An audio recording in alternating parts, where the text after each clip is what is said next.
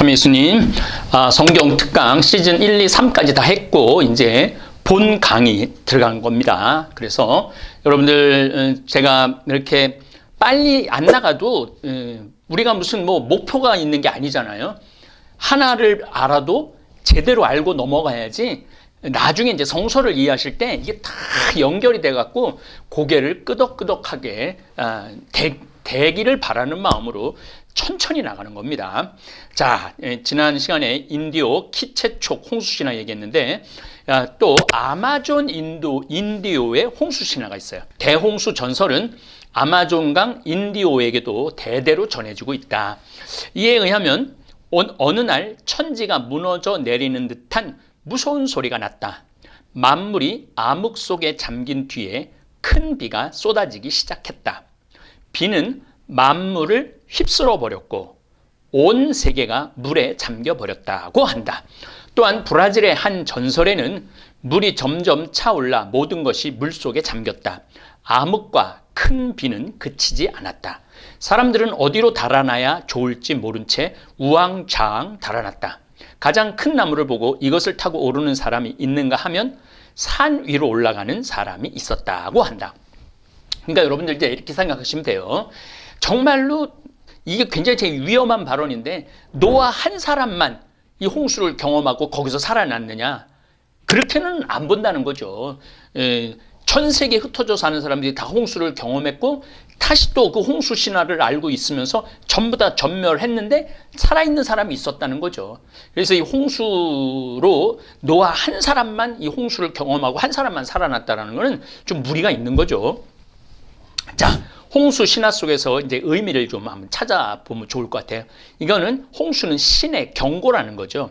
이러한 홍수 전설에서 주목할 점은 사건의 보편성 외에도 지역과 지역 간에 수만 킬로미터가 떨어져 있음에도 불구하고 그 내용은 어떤 점에서 기가 막히게 일치합니다.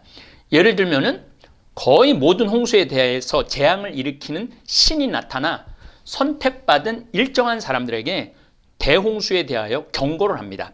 노아의 하느님과 마찬가지로 바빌론의 서사시에는 물의 신 에거 가크시토르가 다가올 홍수에 대해서 경고하며 다음과 같이 말을 합니다. 이거는 이제 바빌론 홍수 신화예요. 우발의 아들 토우토여 너희 집을 부수어 배를 만들어라. 재산을 돌보지 말고 만일 생명을 구한다면 그것만을 기뻐해라. 배에 온갖 동물을 싣는 것을 잊지 마라. 그러니까 이 창세기가 쓰여지기 전보다 거의 한 1500년 전에 이미 바빌론에는 이러한 홍수 얘기가 있었다라는 얘기입니다. 또 아직텍은 제가 멕시코라고 얘기를 했어요. 아직텍의 고소에서도 신이 이것과 똑같은 말을 하고 있습니다. 용설란, 요거는 이게 용설란이라고 여러분들 아시죠? 이 난이에요, 그러니까 선인장이죠. 용설란으로 술을 담지 마라. 그리고 커다란 배를 만들고 트소스 톤트리 3월달을 의미합니다. 노아는 2월달을 의미하죠. 3월달을 의미가 되어 물이 하늘까지 차오르면 그 통나무 배를 타라. 하느님이 노아에게 홍수를 경고했고 인도의 신 비슈누도 다가올 홍수에 대해서 경고를 합니다. 홍수에 살아남은 살덩어리들.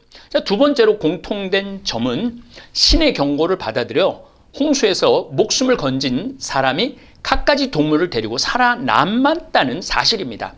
성서의 노아와 마찬가지로 수메르 서사시의 주인공 길가메시, 인도의 마누, 보르네오의 트로우, 북미 인디언의 에토시, 고대 멕시코의 나타 등이 남녀와 동물들 살덩어리들이 살아납니다. 자, 이제 저하고 여러분들 노아의 홍수를 읽을 텐데 계속 사람이라고 안 그러고 살덩어리라고 그래요. 살덩어리.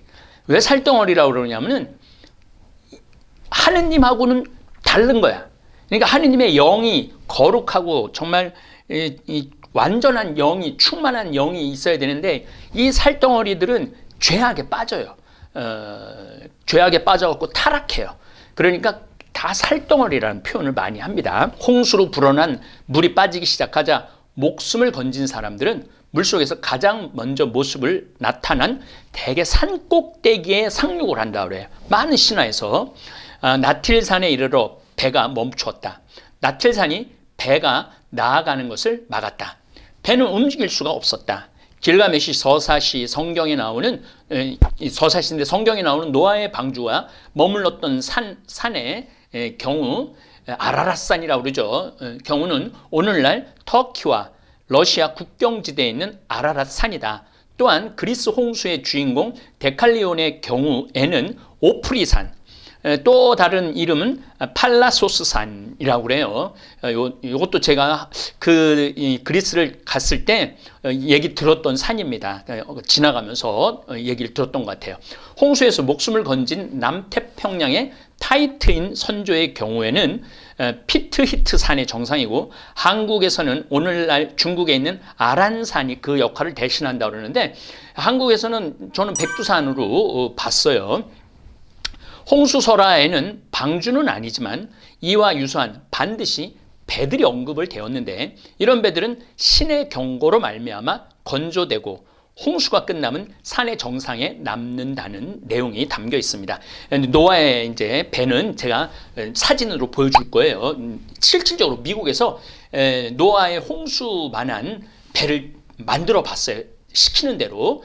그러니까 140m짜리 배에다가 7층짜리 높이 배니까 축구장보다도 훨씬 큰 배인 거죠. 어마어마한 크게 밴 거예요. 한 100년 동안 졌다고 그러죠. 어쨌든 홍수에 드러난 무지개와 새들의 자유. 홍수 신화의 비슷한 점은 여기에서 멈추지 않습니다. 우리도 막 비가 오고 소나기가 오고 막 큰 비가 오고 난데 무지개 참 많이 봤죠, 여러분들. 그때도 인류는 그 비가 끝나고 난 다음에 무지개를 봤던 거죠. 성서에는 대홍수가 끝났는지 알기 위해서 방주에서 새를 날려보냅니다. 처음에는 까마귀를 날려보내죠. 근데 돌아오죠. 그 다음에 비둘기가 한번 내보냈는데 그냥 돌아왔어요.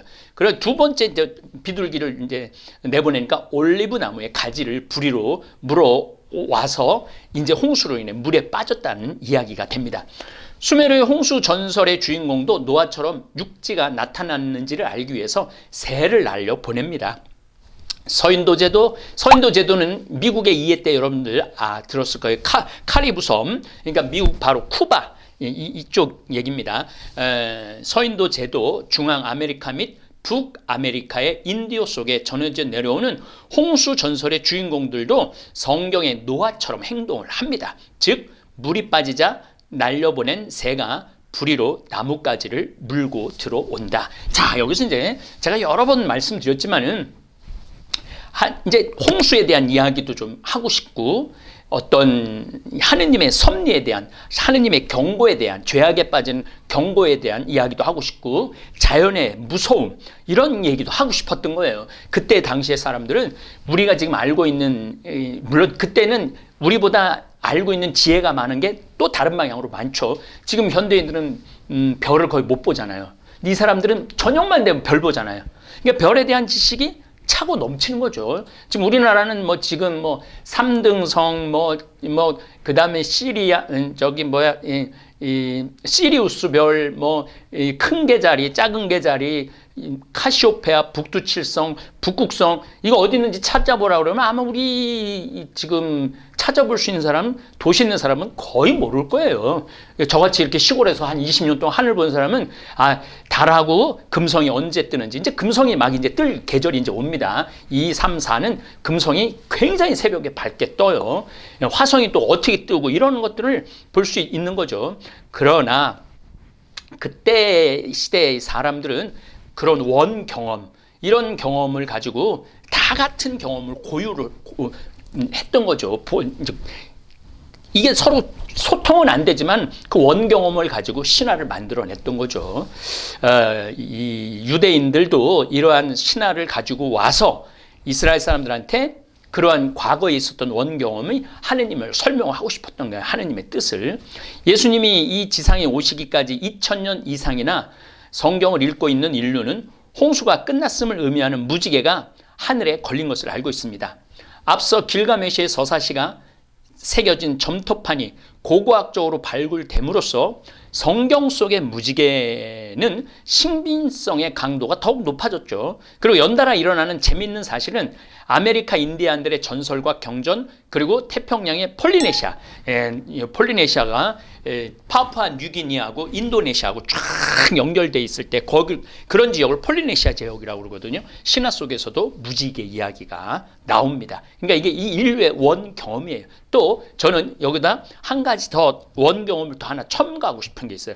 인류는 어떤 원 경험이 있느냐 하면 하느님의 모습으로 만들어진 거에 대한 원 경험이 있는 거예요. 그러니까 우리가 분명히 이 우주 만물을 만들어낸 신으로부터 우리가 나왔다. 그래서 우리가 신의 모습을 닮았다. 물론 유대인들은 아주 독특하게 축복을 얘기를 하죠. 여기서부터 이제 유대인하고 수메르 신화하고 바빌론 신화하고 길가메시 서사시하고 이제 길이 이제 달라지는 거예요. 왜냐하면은 이때 하느님이 아브라함 얘기를 제가 좀 정말 들어갈 때 또 이야기를 드리겠습니다.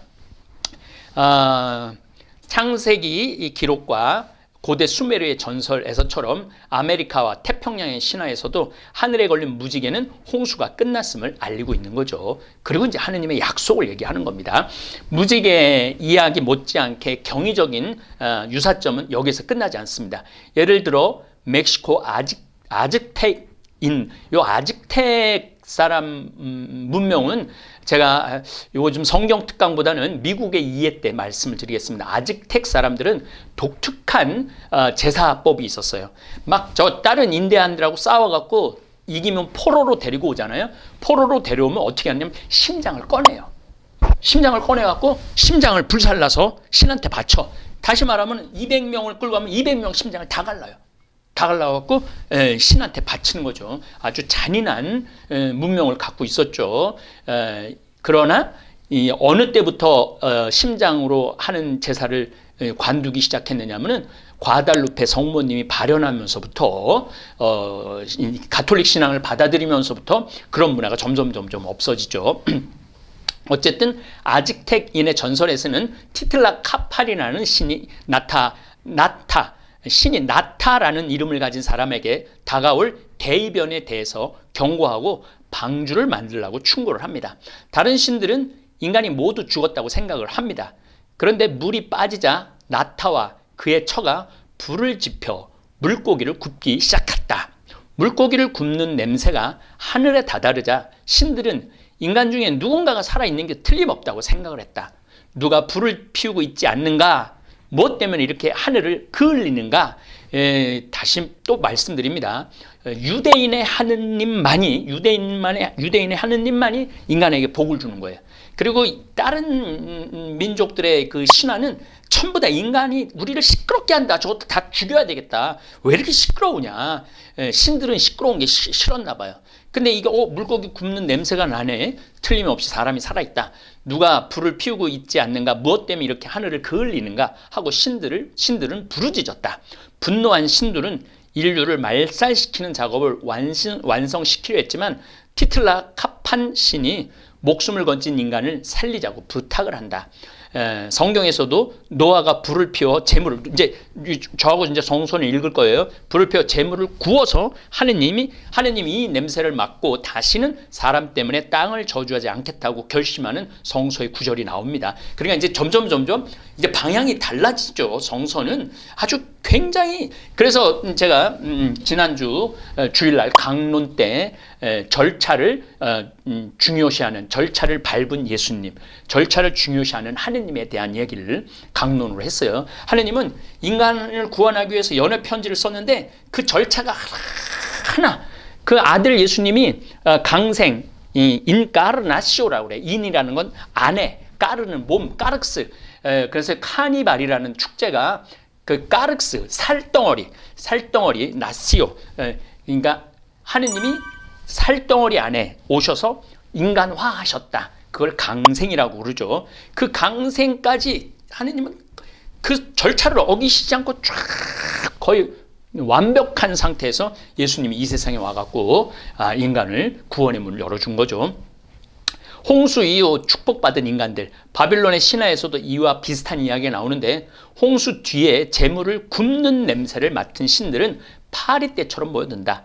이 냄새를 맡은 신들은 누군가 한 사람이 그의 아내와 함께 살아남았다는 것을 깨닫고 멕시코의 신처럼 대단히 분노하여 살아남은 인간을 죽여 없애야 되겠다고 생각을 합니다. 그러나 여기에서도 다가올 홍수를 인간에게 경고한 물의 신 에아가 등장해서 이 신의 중재에 의해서 인간들의 생명을 건지죠. 그래서 여러분들 정말로 저는 이 홍수 이 신화가 한 군데가 있는 게 아니라 온 인류 안에 있었다. 그리고 원 경험이다. 이건 원 경험.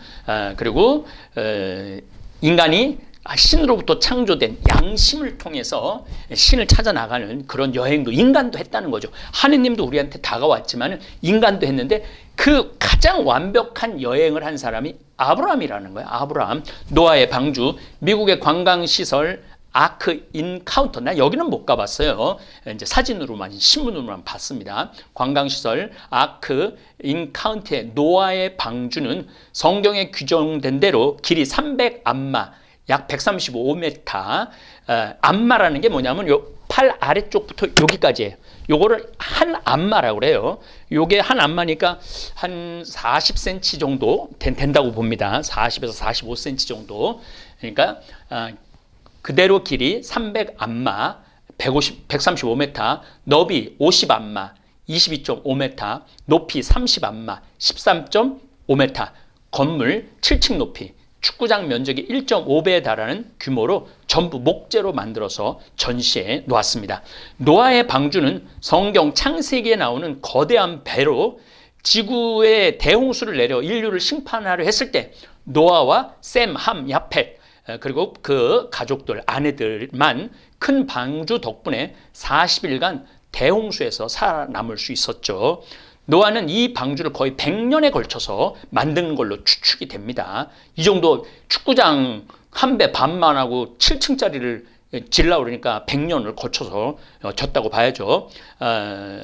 대홍수가 닥치기 전에 지구산 온갖 동물과 식물을 방주에 실어 대홍수의 참사로부터 구한 이야기를 재현해 놓습니다. 여러분 보세요. 여러분들 배가 이렇게 컸던 어마어마하게 큰 배를 진 거예요. 전나무와 역청을 발라서 창세기 6장 14절에 이런 얘기가 나와요. 너는 전나무로 방주 한 척을 만들어라. 그 방주에 작은 방들을 만들고 안과 박을 역청으로 칠하여라. 요게 굉장히 중요한 말입니다. 그렇다면은 노아는 어느 지역 사람이냐? 요걸로 어느 지역 사람인지를 알 수 있어요. 전나무는 이스라엘에는 전나무가 거의 없어요. 전나무가 지금도 이스라엘에 가보면은 아카시아 나무 그걸로 이제 구약의 모든 성구를 아카시아 나무로 만들으라고 그래요. 전나무는 거의 없고 전나무는 어느 지역에 가면 있느냐면 아나톨리아, 그러니까 지금의 터키 지역, 또 메소포타미아 상류 지역. 근데 저는 아나톨리아 지역으로 저는 많이 생각이 들어요. 왜냐하면 제가 그 아나톨리아 지방에 가보니까 산맥도 큰 산맥들도 많지만은 전나무가 어마어마하게 많이 자라요. 그리고 이제 결정적인 건 역청을 바르라고 그러는데 이스라엘, 유다 땅은 역청이 안 나옵니다. 석유가 안 나와요. 그런데 이란, 이라크 이 지역에는요. 어느 정도로 석유가 많이 나왔냐면 우리나라 샘물, 역청은 석유를 정제하고 난 뒤 나오는 아스팔트 있죠. 그게 역청입니다. 고대 근동 지방이고 지금도 이란, 이라크 지역은 수천 년 전부터 석유가 땅에서 마치 한국의 샘물 솟듯이 솟아나와요. 솟아나오고 어떨 땐 역청이 나와갖고 이제 석유가 이제 쏟아져갖고 이렇게 끈적끈적해요. 그걸 바르라고 이게 지금 노아, 아브라함 훨씬 이전에 전나무와 역청 얘기를 하는 거죠. 그러니까 몇천 년 전부터 이 사람들은 석유를 알고 있었어. 역청을 알고 있었던 거죠. 근데 1890년, 불과 한 150년 전에 이제 석유를 미국 사람들이 이거를 에너지로 바꾸기 시작한 거죠. 원래부터 석유는 있었던 거예요. 그리고 이란, 이라크 지역에는 샘처럼 막 솟아오르죠. 수메르 신화에서도 역청은 자주 등장합니다. 결국 창세기 저자들은 유대 지방에 근거를 두고 있는 상태가 아니에요. 이거는 지금. 그래서 우리는 이거 창세기 1장을 보면서 온 지구를 생각하지 않고 유대 땅만 생각하는 거예요. 이스라엘 땅만 생각하는 거예요. 그 생각의 범위를 여러분들이 넓히라는 거죠. 유대 지방에 근거를 두고 있는 상태가 아니라 수메르 지역인 우루, 엘람의 수사, 아수르, 하란 지역, 메디나, 리디아, 이게 다 나라 이름이에요. 이런 지역에 더, 다시 말해서 고대 근동 지방에 더 근거를 두고 이 성서들은 많이 쓰여지는 거예요. 그래서 우리가 이스라엘 좁은 공간만 생각해서는 이 성서를 이해하는데 너무나 많은 한계가 있다는 거죠. 그래서 여러분들 좀 힘들지만은 내가 고대 메소포타미아 문명, 유프라테스강, 티그리스강, 그 다음에 각 도시들 우루, 하란, 아수르 이런 얘기들을 여러분들 감을 못 잡긴 못 잡지만은 그래도 이런 얘기를 다 말씀을 드리는 게 성서를 좀 넓은 시야로 여러분들이 성서를 이렇게 다가가다 보면은 정말로 하느님의 구원의 역사를 더듬어서 깨닫는 기쁨이란 이루 말로 표현할 수가 없을 겁니다. 자, 이제 노아의 홍수 때 살덩어리라는 얘기가 나오는데 창세기에서 살덩이라는 의미는 보통 하느님으로부터 창조된 존재, 하느님을 넘어설 수 없는 한계의 존재를 살덩어리라고 그래요. 하느님은 살덩어리라고 안 그러죠. 영이라고 그러죠. 창세기에서 하느님께서 인간에게 어떤 벌이나 인간이 살아가기 힘들게 하는 내용들을 비춰보면은 거기에는 인간이 하느님과 대등한 존재나 하느님을 넘어서려는 존재가 되려고 할 때 인간의 교만함이 들어있어요. 그래서 저 살덩어리들을 저 살덩어리들 안에 내 영이 영원히 같이 있으면 안 되겠다. 120만 년만 살게 해야 되겠다. 저 살덩어리들을 전부 다 물에 홍수로 쓸어버려야 되겠다. 그러니까 하느님의 존재, 그러니까 선과 악을 안다라는 거, 그리고 하느님과 같아지려는 거는 그거는 물론 하느님과 같아지는 거, 좋은 의미에서 같아지는 건 좋죠. 그런데 신과 같은 역할을 자기가 하려고 그럴 때 그때는 인간이 어마어마한 죄를 짓게 돼 있어요. 여러분들 N번방 유아성 착취하는 거기 이름이 걔가 갓갓이에요. 갓갓. 하느님이라는 거예요. 그러니까 자기는 뭐든지 할 수 있다는 거예요. 무슨 일이든지. 그러니까 그 아이들도 그렇게 고통스럽게 만들 수 있지만 이거를 들어와갖고 그 동영상, 야한 동영상, 그 야한 것도 아니죠. 그 어린 아이들의 동영상을 본 사람들도 자기가 얼마든지 컨트롤할 수 있다는 거죠. 그리고 협박할 수 있고. 그러니까 그러니까 모든 걸 할 수 있는데 아름다운 걸 해야 되는데 나쁜 걸로 모든 걸 하려고 그러는 거예요. 그런 사람들 중에 대표적인 사람 중에 하나가 히틀러죠. 히틀러. 모든 걸 다 하는데 전쟁을 일으키고 600만, 700만 유대인을 살상하는 거죠. 그때 하느님은 살덩어리라고 표현합니다. 인간 그 자체로는 살덩어리일 뿐이라는 사실과 신들의 세계에 속한 존재가 아니라는 사실을 분명히 합니다. 인간의 생명은 주님의 영 또는 숨으로부터 나오는 거죠. 그런데 그 영을 받아들이지 않고 자기의 욕심을 피우려고 그럴 때, 그리고 하느님과 같아지는 전능한 힘을 발휘할 때, 근데 그 좋은 쪽이 아니라 나쁜 대로 발휘할 때 그때는 살덩어리라는 표현을 쓰시는 거예요. 아담과 하와의 원죄론에는 뱀의 유혹의 문장 중에 너의 눈이 열려 하느님처럼 되어서 라는 것과 하느님의 아들들이 사람의 딸을 골라로 아내로 삼는 것은 사람들은 살덩어리일 따름이라는 표현을 씁니다. 바벨탑 이야기도 인간이 하느님의 천상에 닿는 탑을 쌓는 것도 모두 하느님과 대등한 존재가 되고 싶어하는 교만함이 드러납니다. 그때도 살덩어리라고 표현을 해요. 성서는 카인이 자신의 재물을 하느님께서 좋아하시지 않는 것에 대해서 화가 난 것도 자신이 뭔가 잘못했고 하느님이 왜 안 받으셨을까라는 반성이 아닌 하느님이 자신의 재물을 당연히 받아야 되는 거 아닌가라는 교만함 때문에 아벨을 죽이게 되는 거죠.